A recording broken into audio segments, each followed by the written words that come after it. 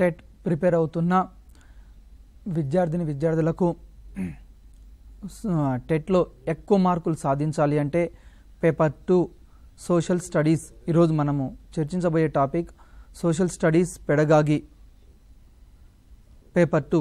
దీనికి సంబంధించిన అంశాలు ఎక్కువ మార్కులు మనం సాధించాలి అంటే ఏ విధంగా ప్రిపేర్ కావాలో ఒకసారి పరిశీలిద్దాం.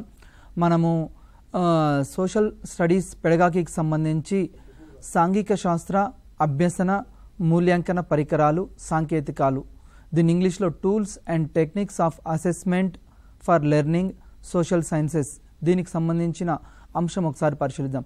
టెట్ ప్రిపేర్ అయ్యే విద్యార్థులకు సోషల్ స్టడీస్ పెడగాగికి సంబంధించి మొత్తము 6 మార్కులు ఉంటాయి. ఈ 6 మార్కుల్లో 12 మార్కులు ఉంటాయి. పెడగాగికి 12 మార్కులు, సబ్జెక్టుకి కంటెంట్కి 48 మార్కులు, మొత్తం 60 మార్కులు పేపర్ 2లో.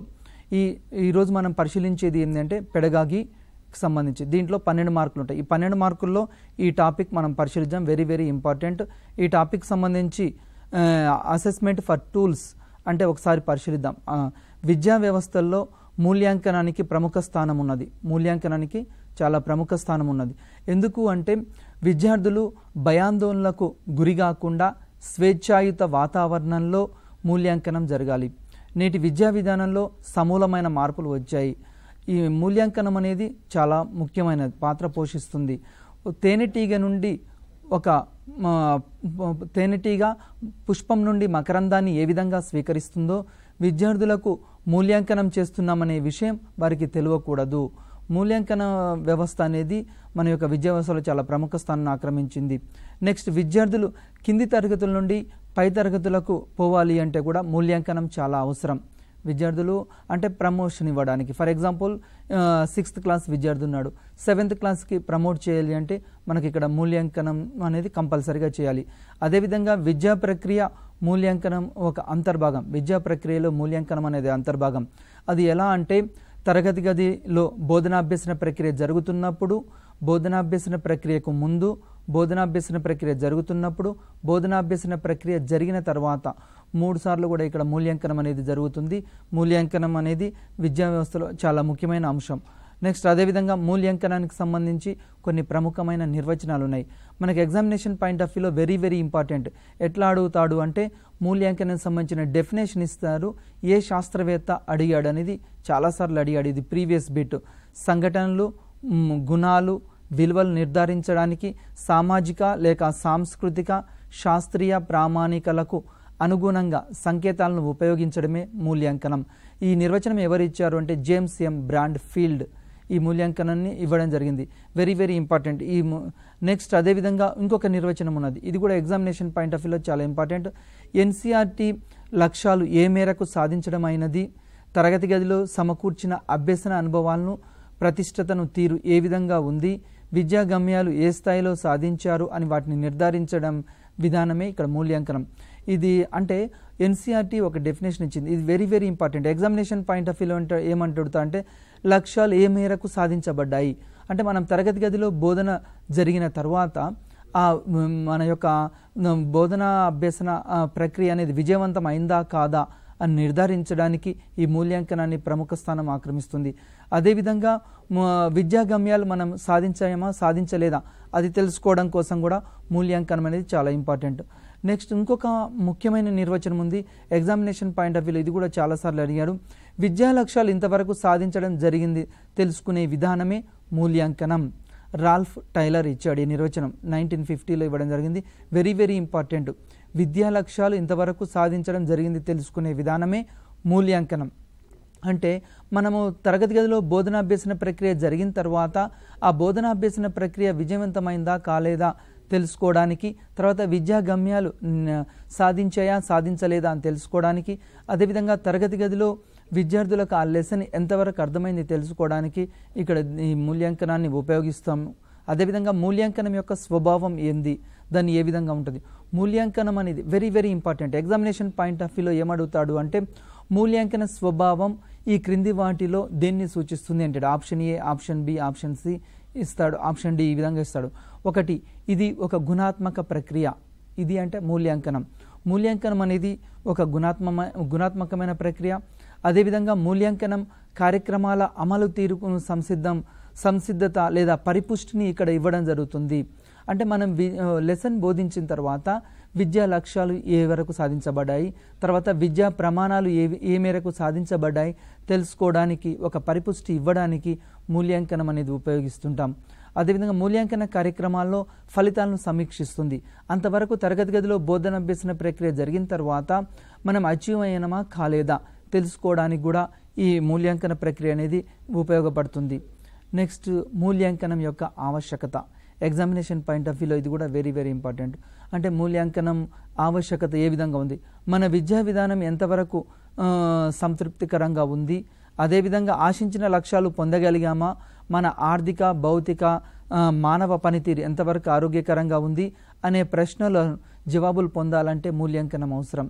అంటే మనం తరగతి గదిలో బోధించిన తర్వాత మన లక్ష్యాలు నెరవేరాయా నెరవేరలేదా అది తెలుసుకోవడానికి మూల్యాంకనాన్ని ఉపయోగిస్తాము.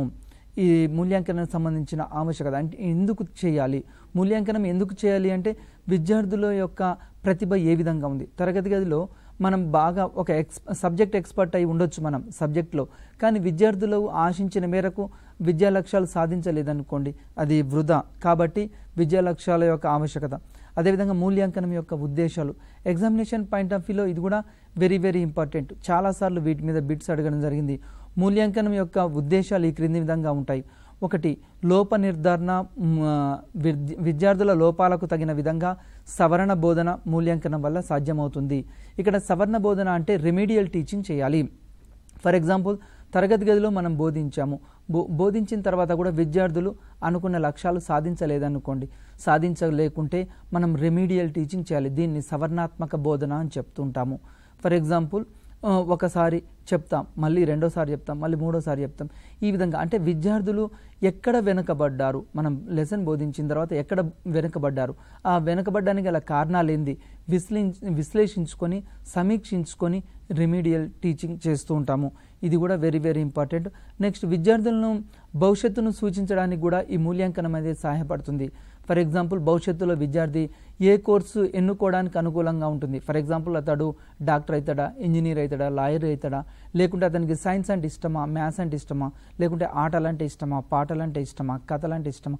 భవిష్యత్తులో అతని యొక్క దిశానిర్దేశాన్ని సాధించడానికి ఉద్దేశించబడిందే మూల్యాంకనము. నెక్స్ట్, కోర్సులో సరి అయిన వ్యక్తులను ఎన్నుకోవడానికి ఇది ఉపయోగపడుతుంది. ఫర్ ఎగ్జాంపుల్, మనము ఒక విద్యార్థి ఉన్నాడు, భవిష్యత్తులో ఇతడు ఏమవుతాడు అని తెలుసుకోవడానికి కూడా, అంటే ఏ కోర్సు చేయడానికి అతనికి ఇంట్రెస్ట్ ఉంది. విద్యార్థులను మనం తరగతి గదిలో బోధించిన తర్వాత ఆ విద్యార్థికి ఏ సబ్జెక్ట్ పట్ల ఇష్టం ఉంది. ఫర్ ఎగ్జాంపుల్, మ్యాథ్స్ పట్ల ఇంట్రెస్ట్ ఉందా, సోషల్ పట్ల ఇంట్రెస్ట్ ఉందా, నెక్స్ట్ ఆటలంటే ఇష్టమా, పాటలంటే ఇష్టమా, ఇవన్నీ కూడా మూల్యాంకనం ద్వారా తెలుస్తుంటాయి. విద్యార్థుల సామర్థ్యాల ప్రకారమే శ్రేణీకరణ సాధ్యమవుతుంది. ఫర్ ఎగ్జాంపుల్, విద్యార్థుల్ని మనం ఇక్కడ తరగతి గదిలో గ్రేడ్లుగా విభజిస్తుంటాం. ఫర్ ఎగ్జాంపుల్, ఏ గ్రూప్ విద్యార్థులు, బి గ్రూప్ విద్యార్థులు, సి గ్రూప్ విద్యార్థులు. ఇది కూడా మనకు ఎట్లా తెలుస్తుంది, విద్యార్థులు మన యొక్క తరగతి గదిలో బోధనాభ్యసన ప్రక్రియ జరిగిన తర్వాత మూల్యాంకనం ద్వారా ఇది గ్రేడీకరిస్తాము, అంటే శ్రేణీకరిస్తాము. నెక్స్ట్, కోర్సుల ఎంపికకు భవిష్యత్తులో అతడు ఏ కోర్సులో చేరడానికి అవకాశం ఉంటుంది. ఫర్ ఎగ్జాంపుల్, 10th క్లాస్ అయిపోయిన విద్యార్థి ఉన్నాడు, అతడు మ్యాథ్స్ తీసుకోవాలా, సైన్స్ తీసుకోవాలా, సోషల్ తీసుకోవాలా, అదేవిధంగా ఇంటర్మీడియట్ అయిపోయిన విద్యార్థులు ఏ కోర్సులకు వెళ్ళాలి అనడానికి కూడా మూల్యాంకనం అనేది ఇక్కడ సాధ్యపడుతుంది.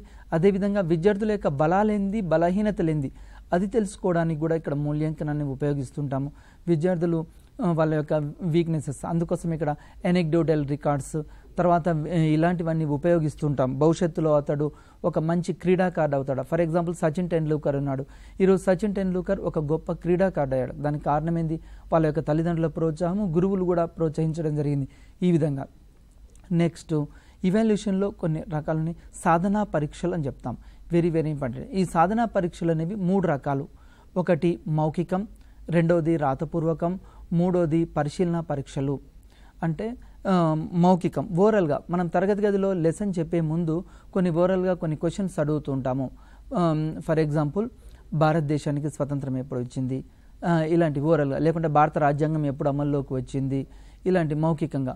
మౌఖిక పరీక్ష అనేది తరగతి గది టీచింగ్ లెర్నింగ్ ప్రాసెస్ జరిగేటప్పుడు జరుగుతుంది. అంటే టీచింగ్ లెర్నింగ్ ప్రాసెస్ అనేది జరిగేటప్పుడు ఈ మౌఖిక పరీక్ష జరుగుతుంది. క్లాస్ రూమ్లో టీచర్కి విద్యార్థులకి మధ్య ఈ మౌఖిక పరీక్షలు ఎక్కువగా జరుగుతుంటాయి. ఈ పరీక్ష వల్ల విద్యార్థుల యొక్క కంఠస్థం చేయడం అనేది కంఠస్థం చేయడం కంటే అవగాహన ముఖ్యమని తెలియజేస్తుంది. ఎందుకు అంటే మౌఖిక పరీక్షలు నిర్వహించడం ద్వారా విద్యార్థులు ప్రతి దాన్ని బట్టి పట్టాల్సిన అవసరం లేదు. తరగతి గదిలో మనం చెప్పేటప్పుడు కొన్ని రెస్పాన్సెస్ ఇస్తారు. ఈ రెస్పాన్సెస్ని ఈ మౌఖిక పరీక్షలు తీసుకుంటాం. నెక్స్ట్ అదేవిధంగా మౌఖిక పరీక్షలో విద్యార్థులు ఆలోచించి వారి యొక్క వ్యవహారిక భాషలో వ్యక్తపరచడానికి అవకాశం ఉంది. విద్యార్థులు వాళ్ళ యొక్క సొంత భాషలో వ్యక్తపరచడానికి అవకాశం ఉంది. ఒక లెసన్ అయిపోయిన తర్వాత వాళ్ళని ఈ లెసన్కి సంబంధించి మీ సొంత మాటల్లో చెప్పండి అంటాం. అంటే సొంత మాటల్లో విద్యార్థులు భయం లేకుండా చెప్తారు. ఇక్కడ బట్టి పట్టాల్సిన అవసరం లేదు. వారి యొక్క సొంత మాటల్లో వాళ్ళ యొక్క అభిప్రాయాలు వ్యక్తపరుస్తారు. అదేవిధంగా ఒక లెసన్ అయిపోయింది, ఒక స్టోరీ చెప్పాం. ఆ స్టోరీ చెప్పిన తర్వాత విద్యార్థి తన సొంత మాటల్లో తన అభిప్రాయాన్ని వ్యక్తపరుస్తాడు. దీని ద్వారా విద్యార్థులకి ఎగ్జామ్ అంటే ఒక ఫియర్ పోతుంది, భయం పోతుంది. స్వేచ్ఛాయుత వాతావరణంలో తమ అభిప్రాయాలు వెలుగుచ్చడానికి అవకాశం ఉంది. అదేవిధంగా ఈ పరీక్షల్లో లక్ష్యాల సమగ్ర అవగాహన, బుద్ధి చొరవ అంటే యాప్టిట్యూడ్ టెస్ట్ ఉంటుంది. తర్వాత ప్రవర్తన అంటే యాటిట్యూడ్, అలవాట్లు, హ్యాబిట్స్, జ్ఞానము, కొద్ది సమయాల్లో వారి యొక్క యోగ్యత, సాధనా పరీక్షలు నిర్వహించడానికి అవకాశం ఉంది. సాధనా పరీక్షల్లో కొన్ని రకాల ఎగ్జామినేషన్ పాయింట్ ఆఫ్ వ్యూలో వెరీ వెరీ ఇంపార్టెంట్. దీంట్లో ఏమడుగుతాయంటే యాప్టిట్యూడ్ టెస్ట్ ఉంటాయి. ఫర్ ఎగ్జాంపుల్ కొన్ని ఎగ్జామ్స్కి మనము టీచింగ్ యాప్టిట్యూడ్, ఇప్పుడు ఫర్ ఎగ్జాంపుల్ టెట్ ఉంది, టీచింగ్ యాప్టిట్యూడ్ ఇలాంటివి పెడుతుంటాం. అదేవిధంగా ఎస్ఐ కానిస్టేబుల్ ఎగ్జామ్స్ ఉంటాయి, వాటికి కూడా యాప్టిట్యూడ్ టెస్ట్ పెడుతుంటాం.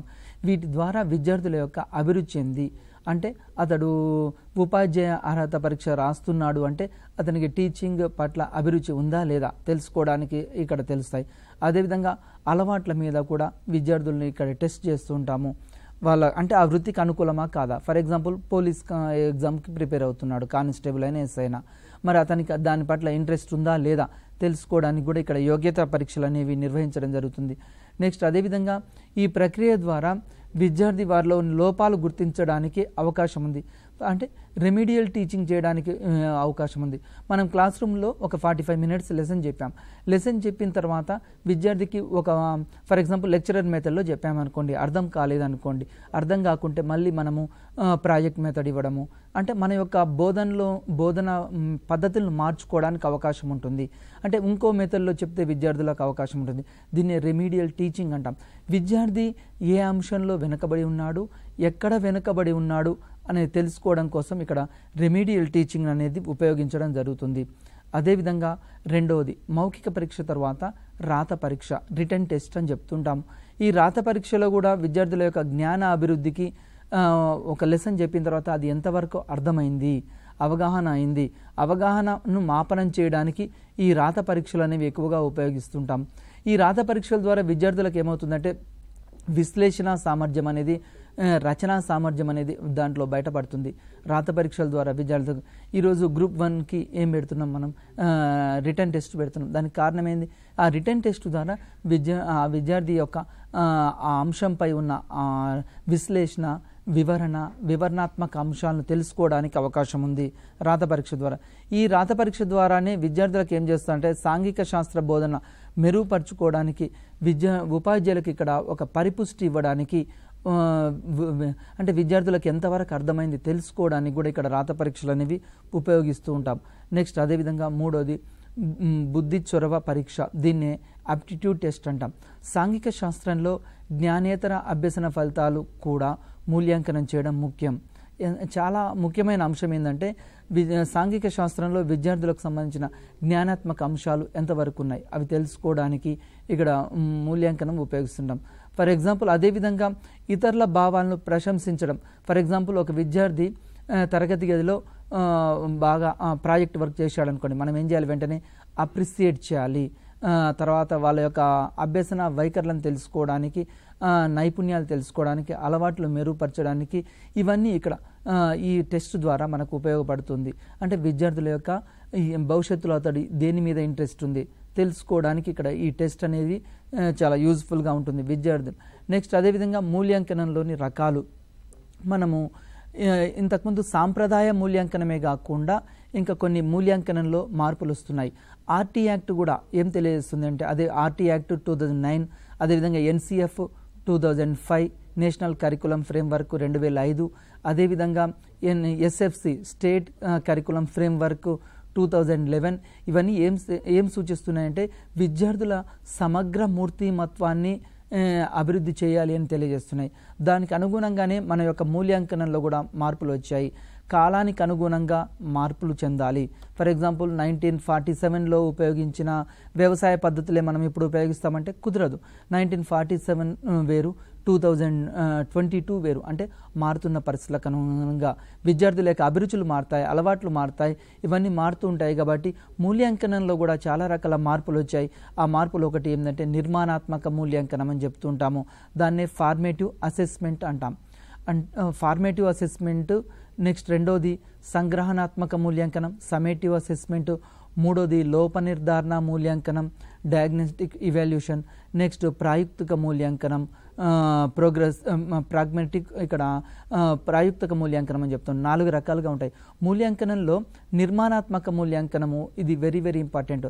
సిసిఈ అమల్లోకి వచ్చిన తర్వాత ఈ నిర్మాణాత్మక మూల్యాంకనం తీసుకోవడం జరిగింది. ఫార్మేటివ్ అసెస్మెంట్ అంటే ఏంటి అంటే విద్యార్థులకు ఎగ్జామ్ ఎప్పుడు పెడతామో మనం ముందు తెలియజేయకుండా విద్యార్థులకి ఎగ్జామ్ రాస్తున్నామనే ఫియర్ కూడా ఉండదు. వాళ్ళకి అది కూడా తెలియదు. అంటే మనం ఎగ్జామ్ పెడుతున్నామనే విషయం వాళ్ళకి తెలియకూడదు. తెలిస్తే ఏమవుతుంది అంటే వారు భయానికి లోనవుతుంటారు.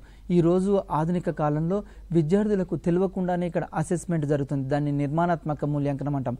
నథింగ్ బట్ మీరు ఇంతకుముందు మనం కండక్ట్ చేసిన యూనిట్ టెస్ట్ల లాగా దాన్ని ఇప్పుడు formative FA1, FA2, FA3, FA4 అని చెప్తుంటాం. అదేవిధంగా సంగ్రహణాత్మక మూల్యాంకనం అంటే కొన్ని చాప్టర్స్ అయిపోయిన తర్వాత ఇక్కడ మూల్యాంకనం. ఈ సంగ్రహణాత్మక మూల్యాంకనానికి నిర్మాణాత్మక మూల్యాంకనం తేడా ఏంటి అంటే ఫార్మేటివ్ అసెస్మెంట్లోనేమో ఎగ్జామ్ ఎప్పుడు కండక్ట్ చేస్తున్నాం అనే విషయం చెప్పము, సమ్మేటివ్ అసెస్మెంట్లోనేమో ఎగ్జామ్ ఎప్పుడు కండక్ట్ చేస్తున్నాం అనే విషయం ఇక్కడ చెప్పడం జరుగుతుంది. నెక్స్ట్ అదేవిధంగా ఫస్ట్ ఇక్కడ లోప నిర్ధారణ మూల్యాంకనం గురించి చూద్దాం. ఇది very very important examination point of view. దీని ప్రకారం ఉపాధ్యాయుడు విద్యార్థి అభ్యసన లోపాలను గుర్తించి వీటిని గురించి సవరించే కార్యక్రమం చేపట్టి ఆ లోపాలను తొలగించేందుకు చేసే మూల్యాంకనం. దీన్ని లోప నిర్ధారణ మూల్యాంకనం అని చెప్తూ ఉంటాము. అంటే విద్యార్థులు ఏ అంశంలో వెనుకబడ్డారు అంటే ఫర్ ఎగ్జాంపుల్ అతనికి మ్యాథ్స్లో వెనుకబడ్డా, లేకుంటే సైన్స్లో వెనుకబడ్డా. మ్యాథ్స్ మనం ఒక చాప్టర్ చెప్పామనుకోండి ఎక్కడ, లేకుంటే సోషల్ కంటెంట్ తీసుకున్నాం, రాజ్యాంగం అనే లెసన్ చెప్పామనుకోండి. ఆ రాజ్యాంగం అనే లెసన్లో అతను ఏ ఏరియాలో వెనుకబడ్డప్పుడు దానికి తగిన రెమెడీస్ కూడా మనం ఆలోచించి మళ్ళీ బోధిస్తూ ఉంటాం. రెండవది ఏంటంటే ప్రాయుక్తిక మూల్యాంకనం అంటే విద్యార్థులు దాగి ఉన్న ప్రతిభను బయటికి తీసుకురావాలి. ఫర్ ఎగ్జాంపుల్ కొద్దిమంది విద్యార్థులకి చదువులో వెనుకబడవచ్చు, కానీ ఆటపాటల్లో ముందుంటారు. అంటే వాళ్ళ లోపల ఏ అంశాలు దాగి ఉన్నాయో ఆ అంశాలని బయటికి తీయడమే ఇక్కడ ప్రాయుక్తిక మూల్యాంకనం అని చెప్తూ ఉంటాము. ఫర్ ఎగ్జాంపుల్ కొద్దిమంది విద్యార్థులకి సైన్స్ అంటే చాలా ఇష్టం ఉంటుంది, కొద్దిమంది విద్యార్థులకి మ్యాథ్స్ అంటే చాలా ఇష్టం ఉంటుంది, కొద్దిమంది విద్యార్థులకి ఆటలంటే ఇష్టం, పాటలంటే ఇష్టం. అంటే వారి లోపల ఏ అంశాలు దాగి ఉన్నాయో ఆ అంశాలను వెలికి తీయడానికి ఈ మూల్యాంకనం అనేది ఉపయోగిస్తుంటాం. నెక్స్ట్ అదేవిధంగా రాబోయే కాలంలో విద్యార్థులు ఏ సబ్జెక్టులో అతని ఇంట్రెస్ట్ చూపిస్తున్నాడు అని తెలుసుకోవడానికి కూడా ఈ మూల్యాంకనాన్ని ఉపయోగిస్తాం. ఫర్ ఎగ్జాంపుల్ అతనికి సైన్స్లో చాలా యాక్టివ్గా ఉన్నాడా, లేకుంటే వీక్ ఉన్నాడా, మ్యాథ్స్లో యాక్టివ్గా ఉన్నాడా, వీక్ ఉన్నాడో, అంటే అతడు ఏ సబ్జెక్టులో వీక్ ఉన్నాడో, లేకుంటే ఏ ఏరియాలో వీక్ ఉన్నాడో ఆ ఏరియాను మనం తెలుసుకొని ఆ ఏరియాలో మళ్ళీ తిరిగి ఫీడ్బ్యాక్ ఇవ్వడం ద్వారా భవిష్యత్తులో అతడు ఏ రంగంలో సాధించగలుగుతాడు, ఏ రంగంలో విజయం సాధించగలుగుతాడు అని నిర్ధారించడానికి ఈ మూల్యాంకనాన్ని ఉపయోగిస్తూ ఉంటాం. నెక్స్ట్ అదేవిధంగా చెక్ లిస్ట్లు అనేది మరొక అంశం. ఇది కూడా ఎగ్జామినేషన్ పాయింట్ ఆఫ్ వ్యూలో వెరీ వెరీ ఇంపార్టెంట్. చెక్ లిస్టులకు సంబంధించి సాంఘిక శాస్త్ర ఉపాధ్యాయుడు కొన్ని ముఖ్యమైన కృత్యాలకు అవసరమైన సామగ్రిలను తయారు చేసుకునే ఆవశ్యకత ఉంది. అంటే చెక్ లిస్ట్ తయారు చేసుకుంటాం. ఫర్ ఎగ్జాంపుల్ దీని ఆధారంగా ఇక్కడ కూడా 5 పాయింట్ ఇక్కడ రేటింగ్ స్కేల్స్, చెక్ లిస్టులు ఇలాంటివి ఉంటాయి. ఇవి మన సోషల్ స్టడీస్లో చాలా, అంటే అతనికి దేని మీద ఇంట్రెస్ట్ ఉంది. ఫర్ ఎగ్జాంపుల్ రాజ్యాంగం మీద ఇంట్రెస్ట్ ఉందా ఒక లెసన్ బోధించినప్పుడు, లేకుంటే పార్లమెంటు, అసెంబ్లీ ఇలాంటివన్నీ చెప్తుంటాం. ఇక్కడ వాటి మీద మనం చెక్ లిస్టులు తయారు చేస్తూ ఉంటాం.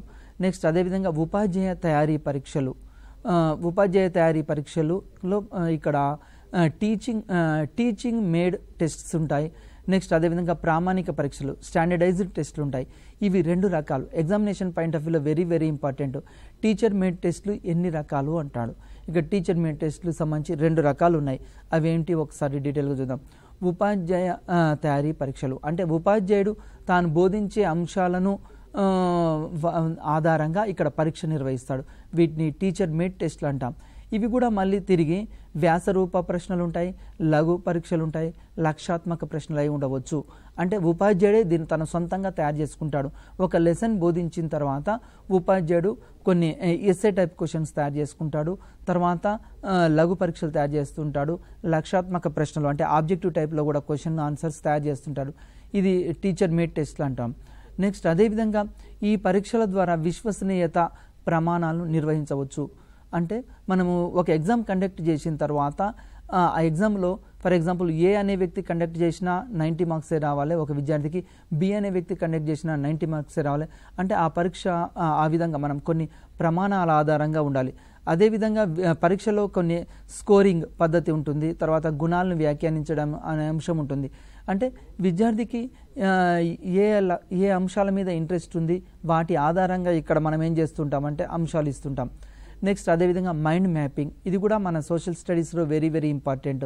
అంటే విద్యార్థులకు ఏదైనా ఒక అంశాన్ని ఇచ్చి దాని గురించి వాస్తవ సంబంధం కలిగి ఉన్న ఉపయోగిత ఆలోచనలు కలిగింపచేసి ఆలోచనలు క్రోడీకరించి ఆశాజనకంగా ముగింపు ఇవ్వడమే మైండ్ మ్యాపింగ్. మైండ్ మ్యాపింగ్ అనేది మన సోషల్ స్టడీస్లో వెరీ వెరీ ఇంపార్టెంట్.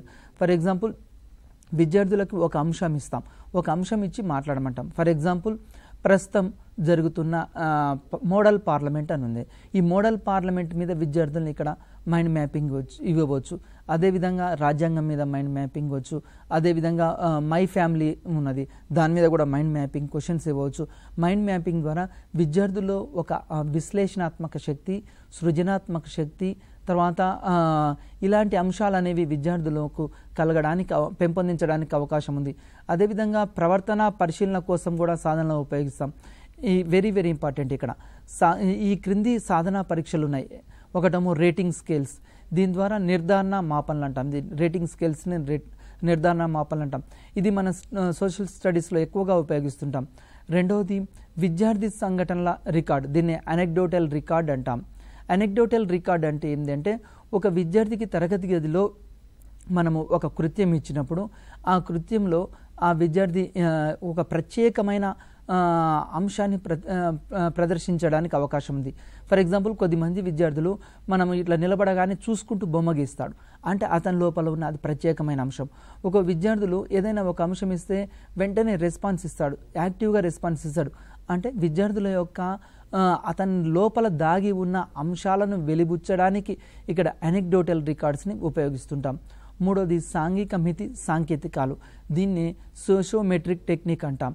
అంటే ఒక విద్యార్థికి ఇతర విద్యార్థులతోటి ఒక విద్యార్థి బాగా కలిసిపోతుంటాడు. రాము అనే విద్యార్థి తరగతి గదిలో ఉన్నాడు, అతడు ఇతర విద్యార్థులు ఒట్టినే కలిసిపోతుంటాడు. మరొక విద్యార్థి ఉంటాడు, వేరే విద్యార్థి రంగా అనే విద్యార్థి, ఈ విద్యార్థి ఎవరితోటి కలవడు.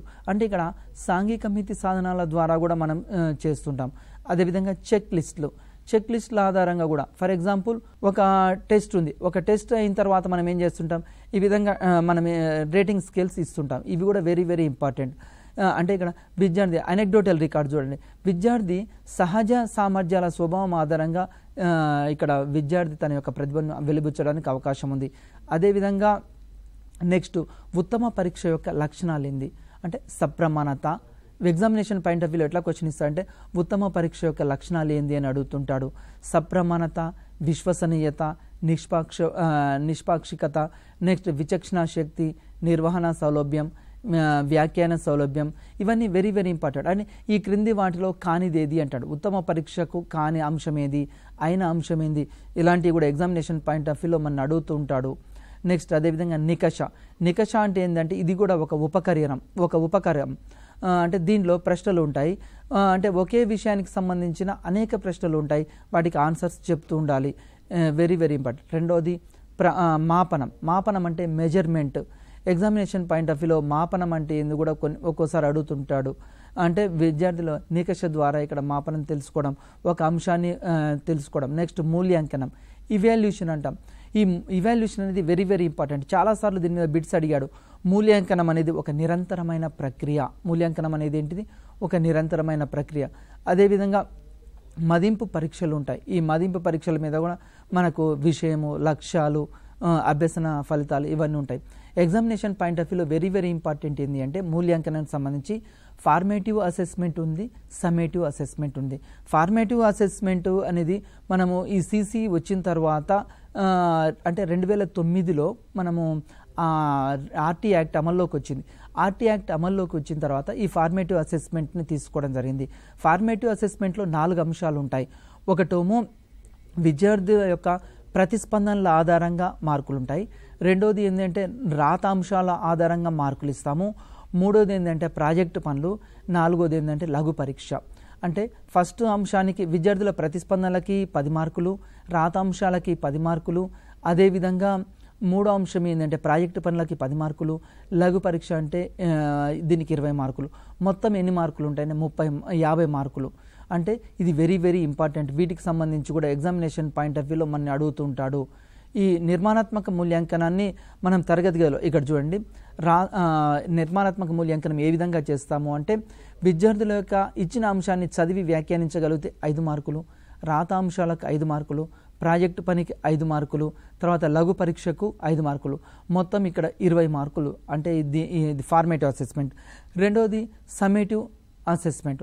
ఈ సమ్మేటివ్ అసెస్మెంట్కు సంబంధించి కూడా మనము సిసిఈలో నిరంతరం తరగతి గదిలో మనం ఒక లెసన్ బోధించేటప్పుడు పాఠ్యాంశ బోధనకు ముందు, బోధనాభ్యసన ప్రక్రియ జరుగుతున్నప్పుడు, బోధనాభ్యసన ప్రక్రియ జరిగిన తర్వాత విద్యార్థులు గ్రంథాలయాల్లో బుక్స్ చదివేటప్పుడు వీటన్నిటి ఆధారంగా విద్యార్థి యొక్క ఓవరాల్ డెవలప్మెంట్ని తీసుకొని ఇక్కడ మనం మూల్యాంకనం చేస్తుంటాం.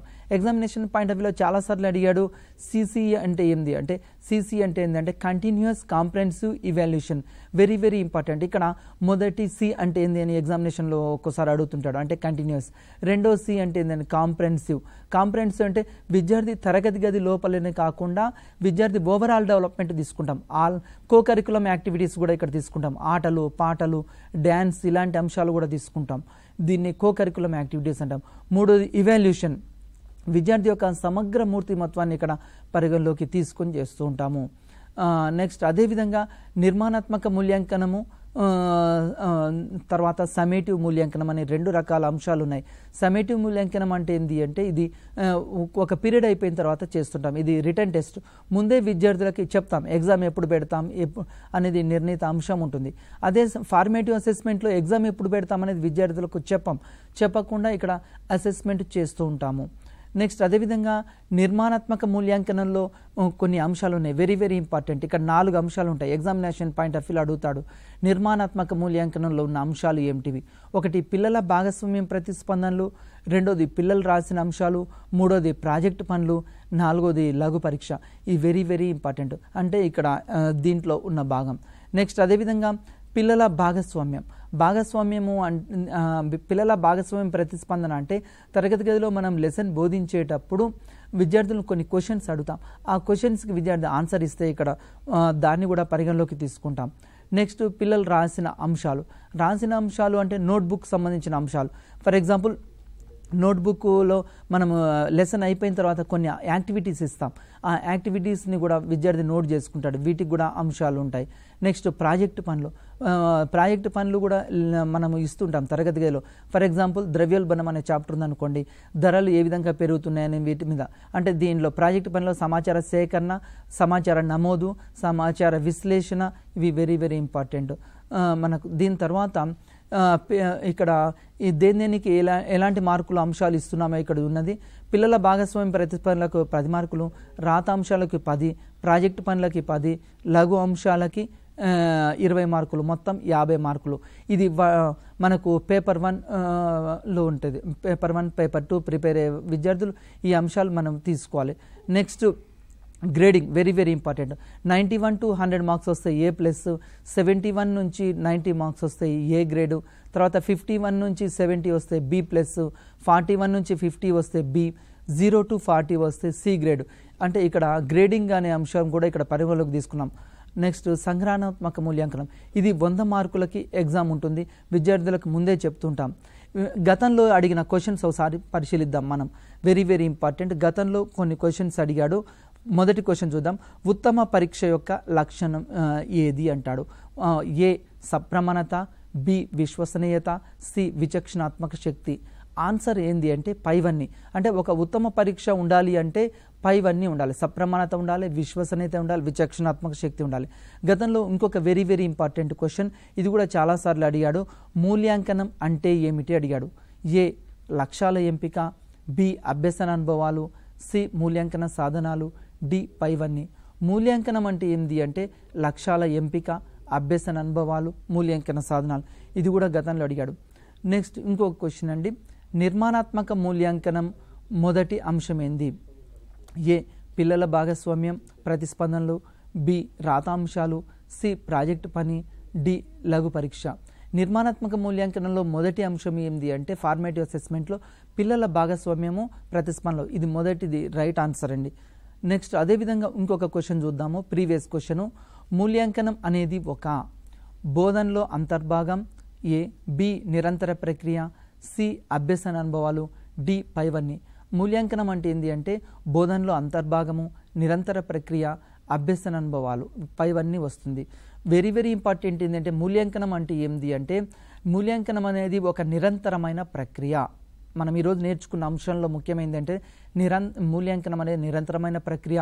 ఇది బోధనాభ్యసన ప్రక్రియ జరుగుతున్నప్పుడు, బోధనాభ్యసన ప్రక్రియ జరిగిన తర్వాత, బోధనాభ్యసన ప్రక్రియ అయిపోయిన తర్వాత మనం మూల్యాంకనాన్ని తీసుకుంటాం. దీనిలో మరి ఒక ముఖ్యమైన అంశం ఏంటి అంటే ఆర్టీ యాక్ట్ అమల్లోకి వచ్చిన తర్వాత మూల్యాంకనంలో మార్పులు వచ్చాయి. ఒకటి ఫార్మేటివ్ అసెస్మెంట్, రెండోది సమ్మేటివ్ అసెస్మెంట్. ఫార్మేటివ్ అసెస్మెంట్ అంటేనేమో ఇది విద్యార్థులకు ఎప్పుడు ఎగ్జామ్ పెడతామో తెలియదు. సమ్మేటివ్ అసెస్మెంట్ అంటే మనం ముందు చెప్పి ఎగ్జామ్ కండక్ట్ చేస్తాం. ఈ అంశానికి సంబంధించి మనం చర్చించాం. మీరు ఈ అంశాన్ని లోతుగా పరిశీలించండి, ఎక్కువ మార్కులు సాధించడానికి ప్రయత్నించండి. నమస్తేనండి.